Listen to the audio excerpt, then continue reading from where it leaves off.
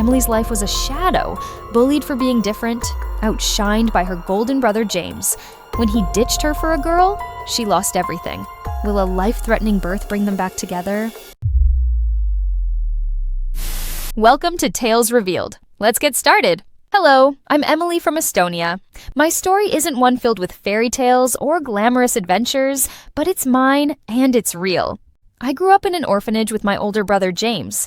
He was 2 years older than me, and we were total opposites in every way. James had everything that made people adore him. Shiny blonde hair, piercing blue eyes, and a confident presence that drew attention wherever he went. People always looked at him with admiration. Look at this gorgeous boy. He could be a prince. But I was the opposite. My dark brown hair, deep brown eyes, and a slightly tan skin made me blend into the background. No one ever called me beautiful. No one even noticed me. James was tall, charismatic, and incredibly smart.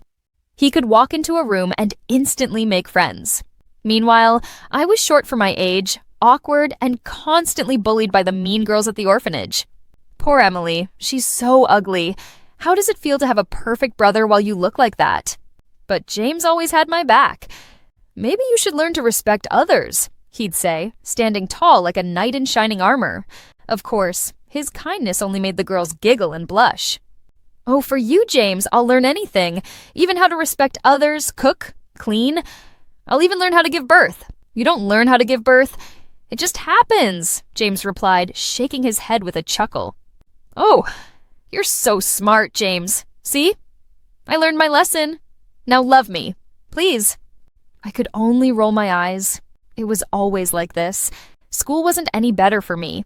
James was a straight-A student, effortlessly excelling in everything. Wow, James, another perfect score. You're a genius, teachers would praise him. Meanwhile, I could barely pass my exams. Not because I wasn't trying, I just couldn't focus. My mind jumped from one thought to another, and sitting still for too long felt impossible. I'd get distracted, talk when I wasn't supposed to, and sometimes even get up and run around the room. Emily, sit down, teachers would snap. But I couldn't help it. It was like my body refused to listen. One day in Miss Copper's class, I had to use the bathroom really badly. I raised my hand, shifting uncomfortably in my seat.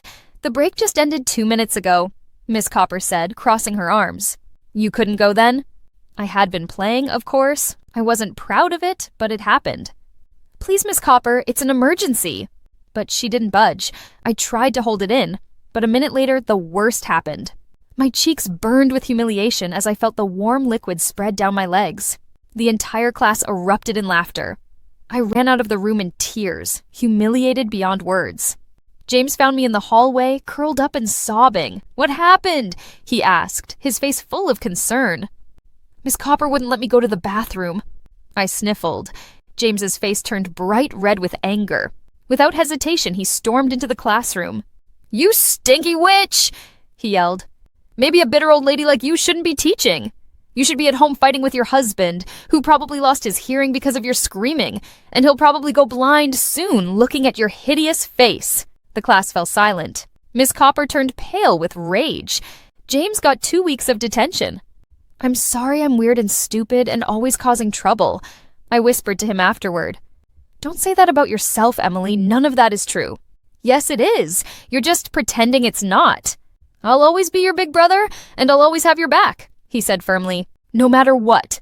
And one day, I hope you'll see how special and smart and beautiful you really are. I cried into his shoulder like a baby. Then one day, the most amazing thing happened. We were adopted. Our new parents were kind, warm-hearted, and wealthy. They gave us our own rooms, beautiful clothes, and most importantly, a real family. But school was still hard.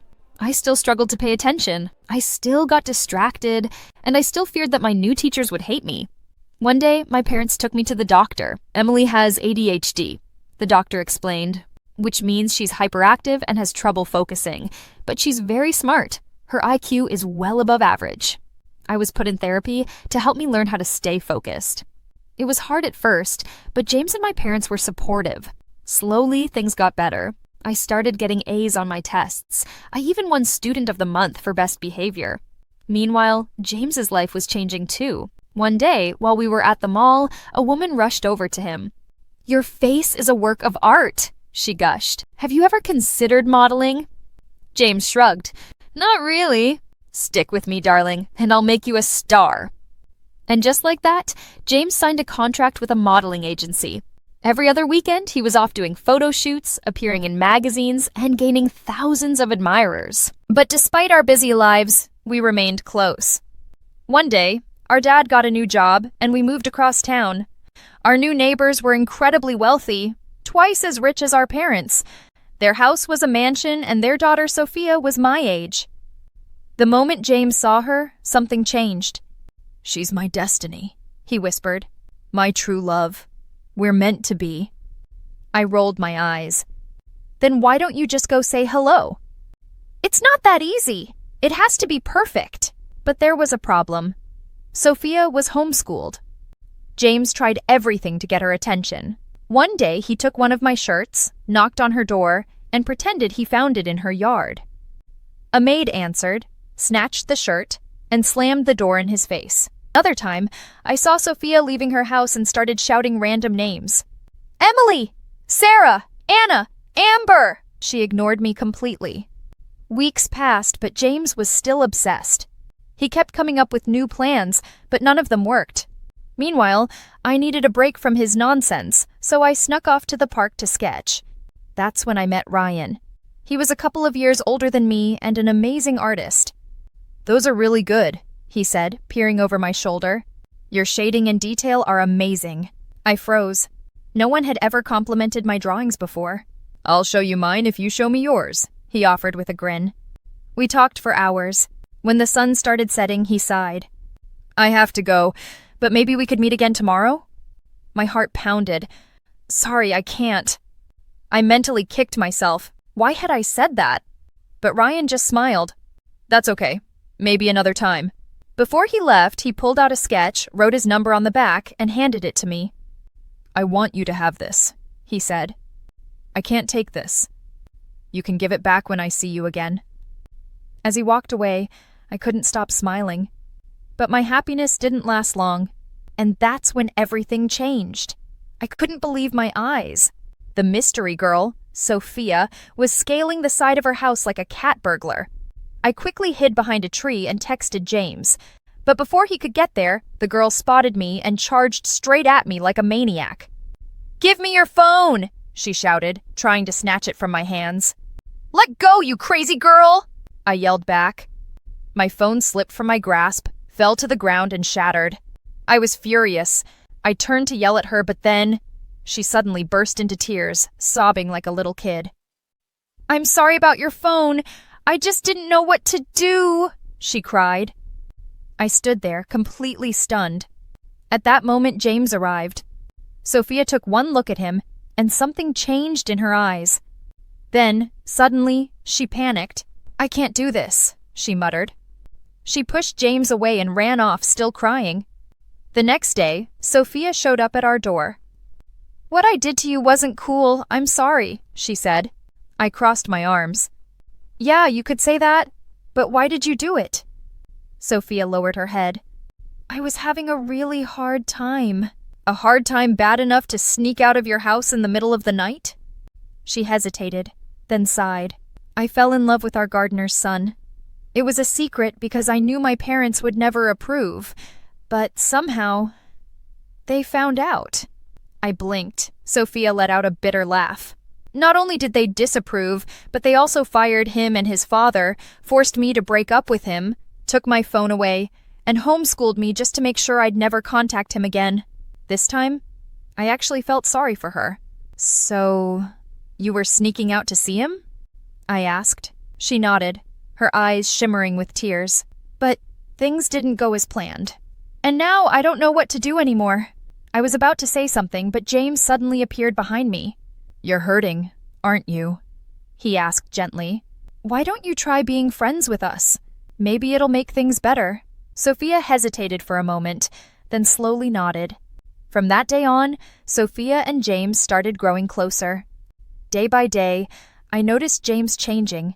He began dressing in expensive clothes, buying Sophia fancy gifts, and constantly bragging about how much money he made from modeling. And Sophia?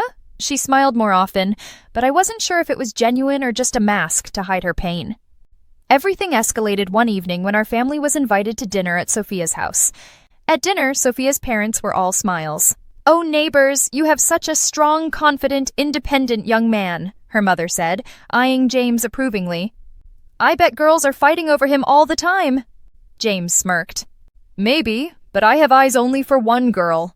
He turned to Sophia and she blushed. The entire table noticed and everyone smiled, except me. Ryan encouraged me to take my art more seriously, and over time, I started selling my drawings. It felt like a small piece of myself was coming back to life. 5 years later, Ryan and I got married in a small ceremony in our backyard. It was simple, intimate, and perfect. Soon after, we were expecting our first child, and for the first time in a long time, everything felt right. But then, something went horribly wrong. During labor, an unbearable pain shot through me, and the machines around me began beeping frantically. The doctors rushed in, their voices urgent and full of panic. My vision blurred, and as everything started fading, only one thought filled my mind. "James," I whispered. "My brother. James. Please, come to me." And then everything went black. 2 days later, I slowly opened my eyes. The bright hospital lights stung, and my body felt weak. But as my vision cleared, I saw 2 familiar faces sitting beside me. James and Sophia. Their eyes were red and swollen, and the moment they saw me awake, tears spilled down their cheeks. "Emily?" James whispered, his voice trembling. I could barely believe he was real. "James, is that you?" "I'm here," he said, reaching for my hand. "Emily, I'm so sorry for everything." I turned my head slightly and saw my parents standing at the foot of the bed. They smiled gently, their eyes full of unspoken forgiveness. That's when I knew. They had already forgiven James. They wanted me to do the same. Tears streamed down my face. "You broke our promise," I whispered. "You said you'd always have my back, but you chose Sophia and her parents over us. You left me, James." His face twisted with regret. "I know I did. I was blinded, Emily. Sophia's parents controlled every part of her life, and when they turned on me, we had nowhere to go. They cut us off completely." Sophia nodded, wiping her tears. "We struggled for years. James couldn't find work, and there were nights we barely had enough to eat. But we were too ashamed to come back. We thought we had broken your family, and we didn't want to make things worse." James tightened his grip on my hand. "Then we heard what happened to you. And in that moment, nothing else mattered. I couldn't let you down again, Emily." His voice broke. "I'm not asking you to forgive me. I'm asking you to let me earn the privilege of being your big brother again." I stared at him, searching his face. The brother I had once lost, the one who had been my best friend, my protector, was right in front of me again.